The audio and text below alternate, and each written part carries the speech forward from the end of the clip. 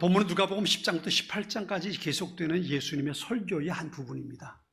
예수님께서 이 설교를 하실 때는요, 십자가를 얼마 두지 않았을 때입니다.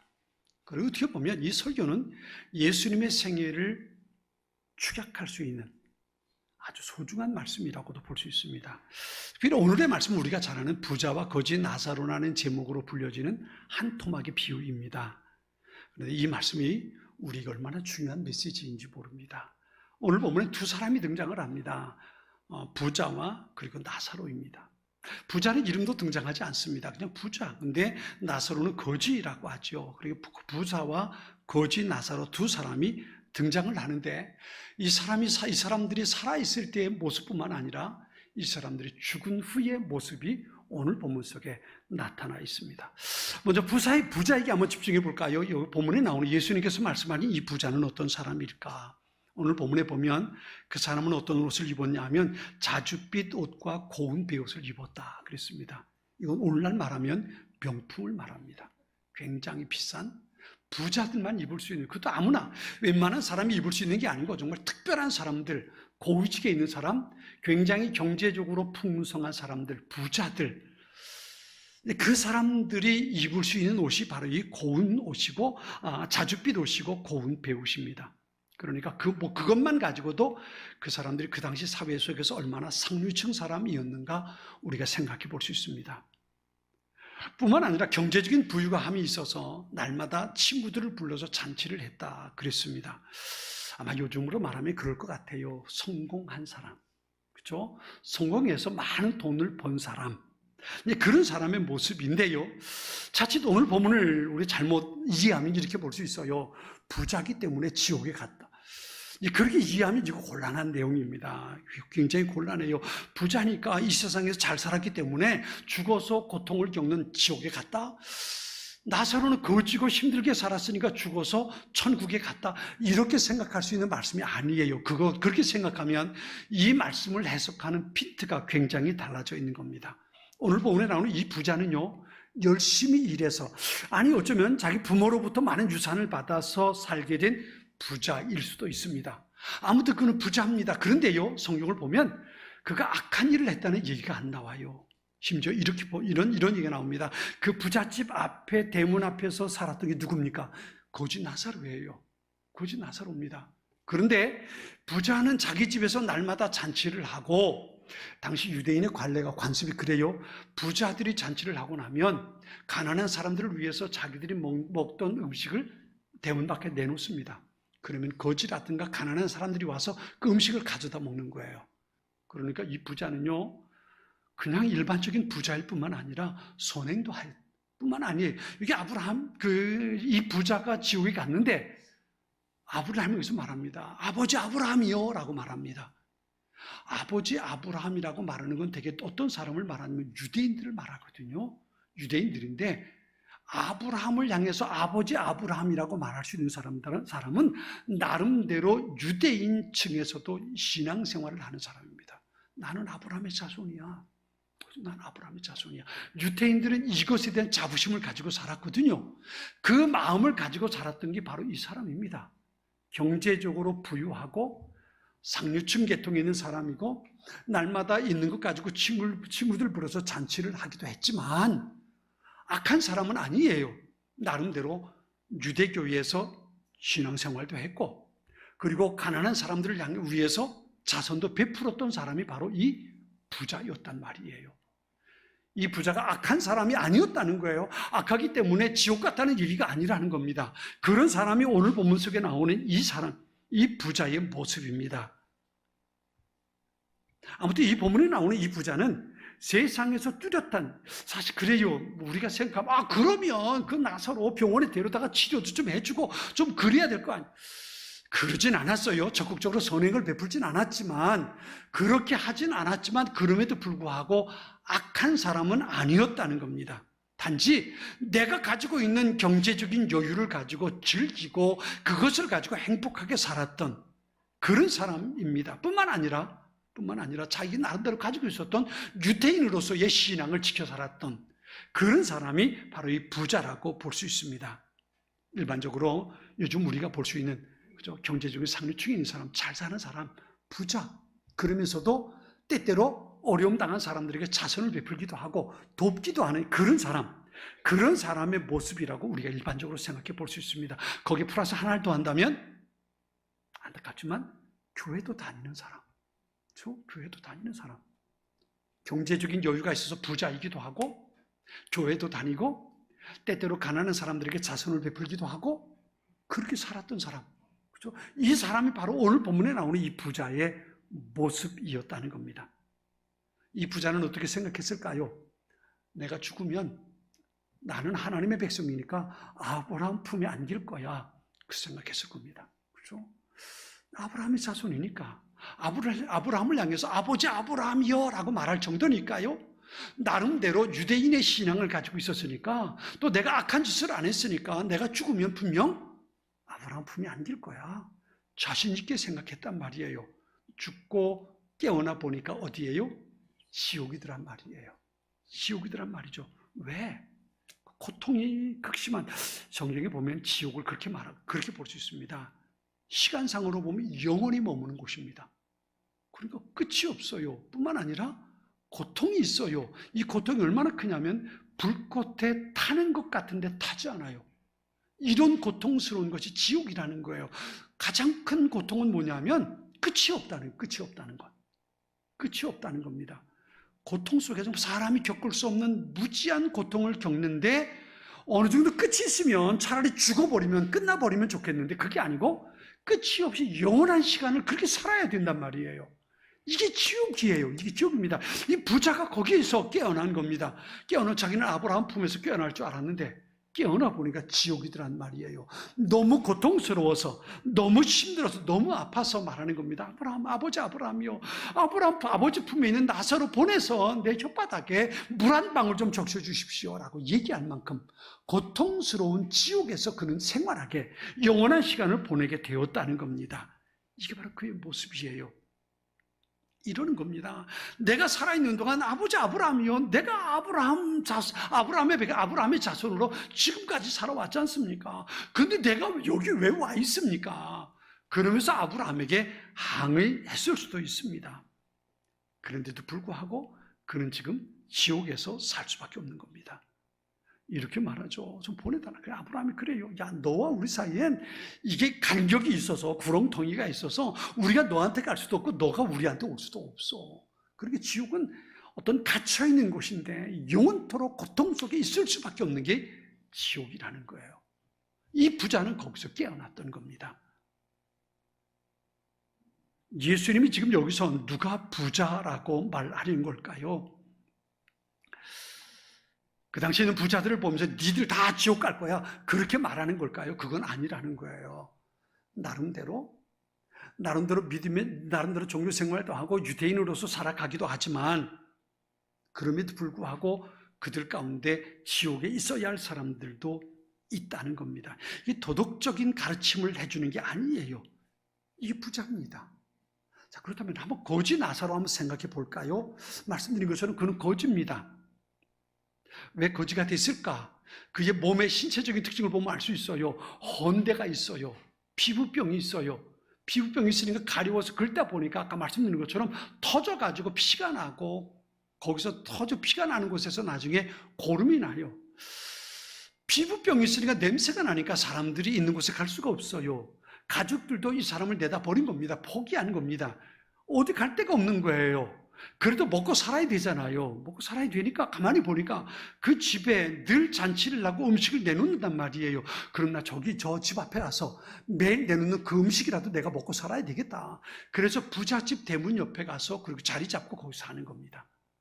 먹을 것이 없으니까. 그래도 살아야 되니까 말이에요.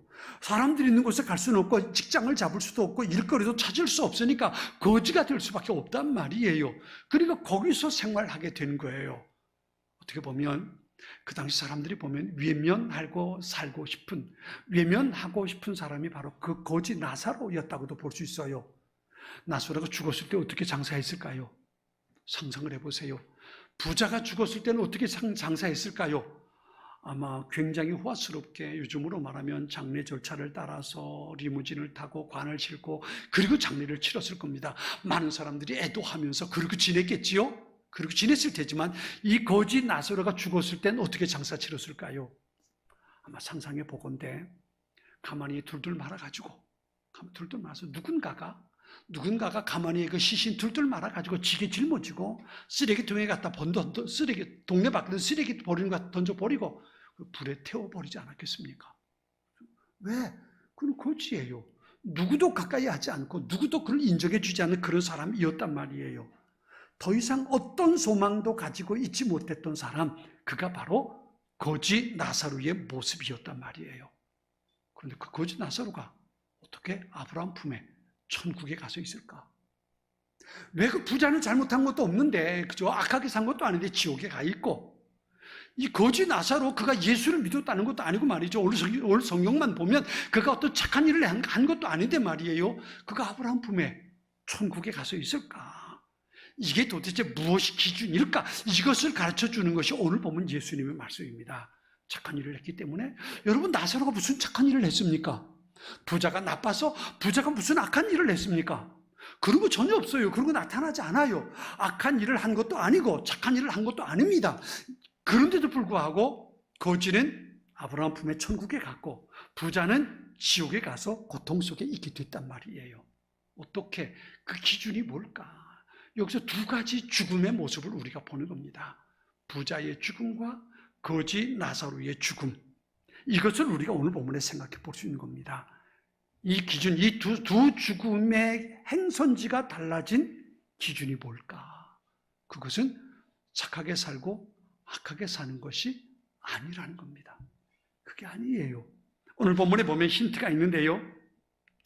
이 부자가 지옥에 가서 그렇게 말합니다.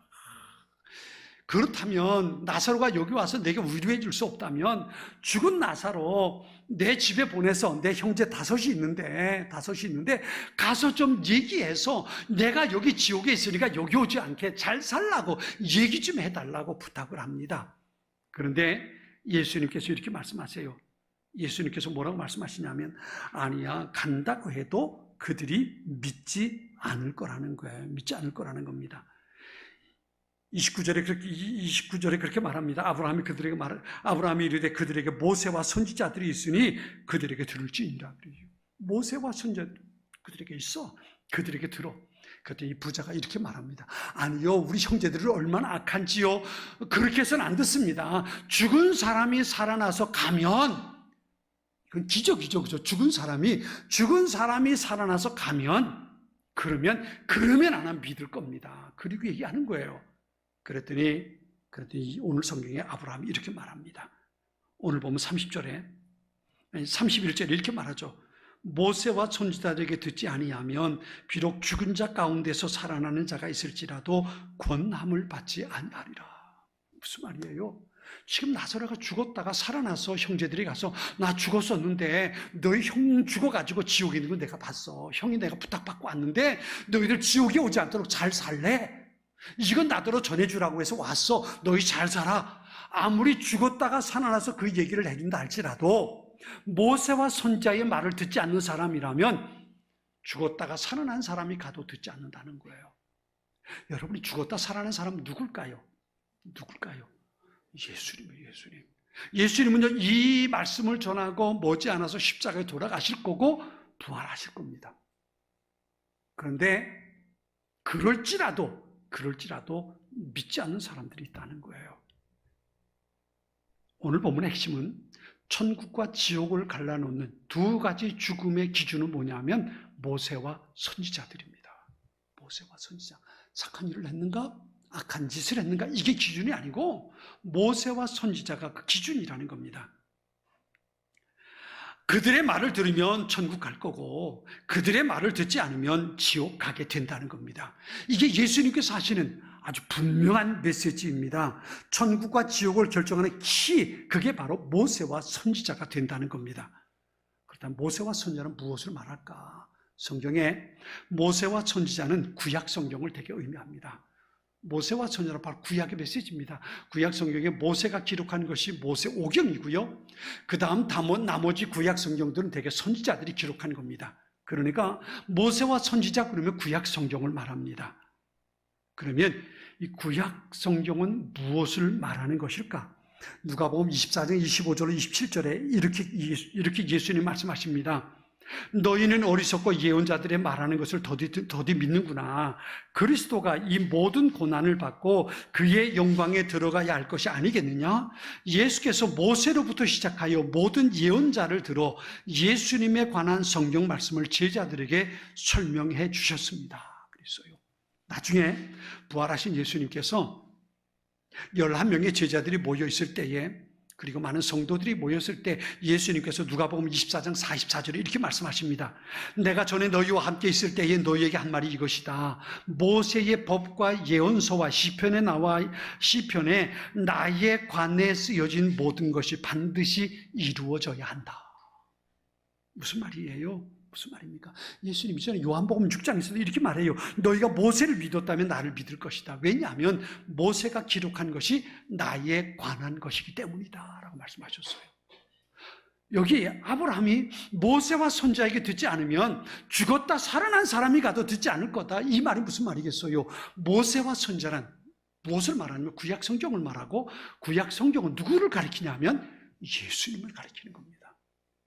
그러니까 예수님을 믿지 않는다면, 모세와 선지자에게 듣지 않는다면 이라는 말은 그들이 모세와 선지자가 말하는 구약 성경이 가리키고 있는 예수 그리스도, 그분을 믿지 않는다면 천국과 지옥 기준에 어디에 갈 것인지가 결정된다는 겁니다.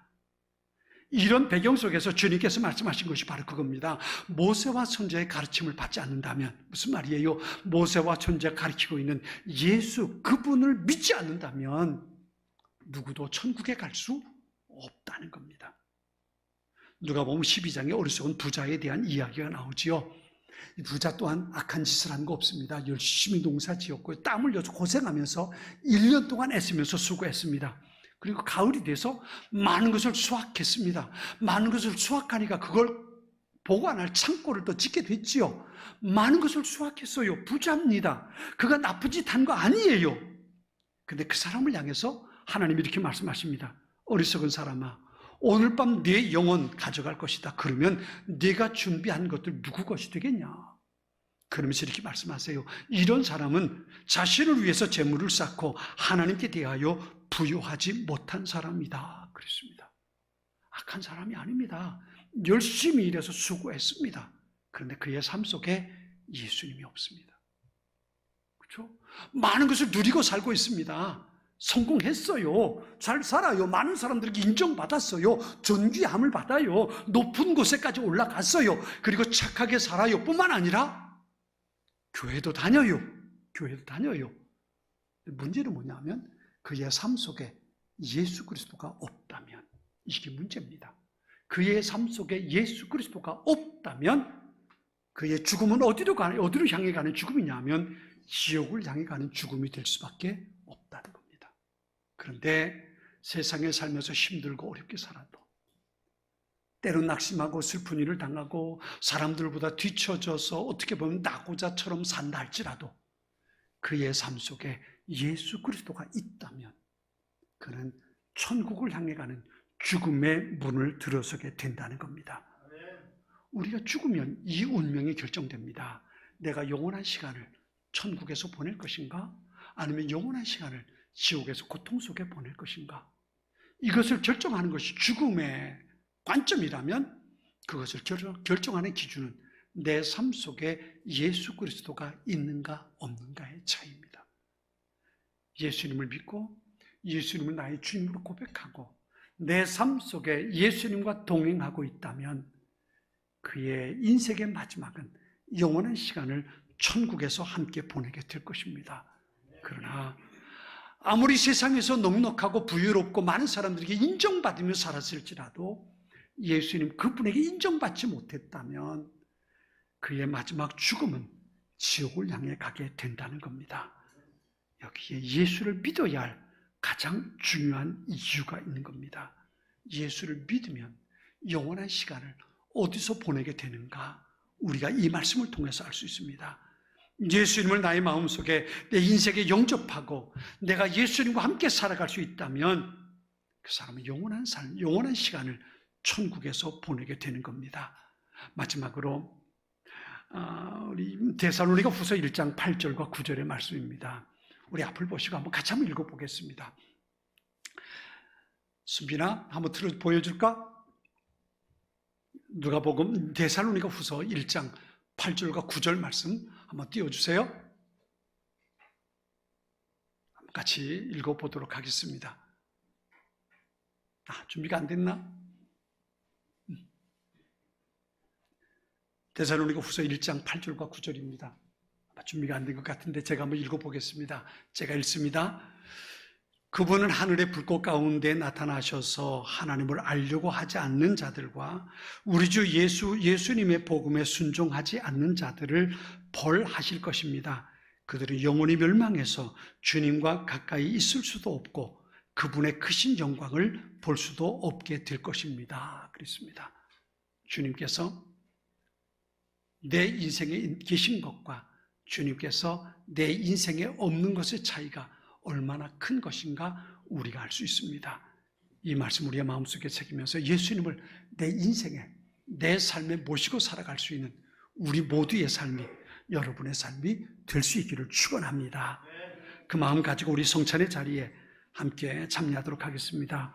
우리에게 주신 이 성찬, 하나님께서 우리에게 주신 은혜의 자리입니다.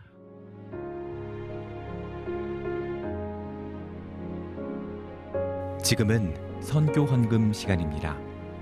이 예배를 통해 삶 가운데 은혜와 회복이 충만하시길 간절히 기도합니다.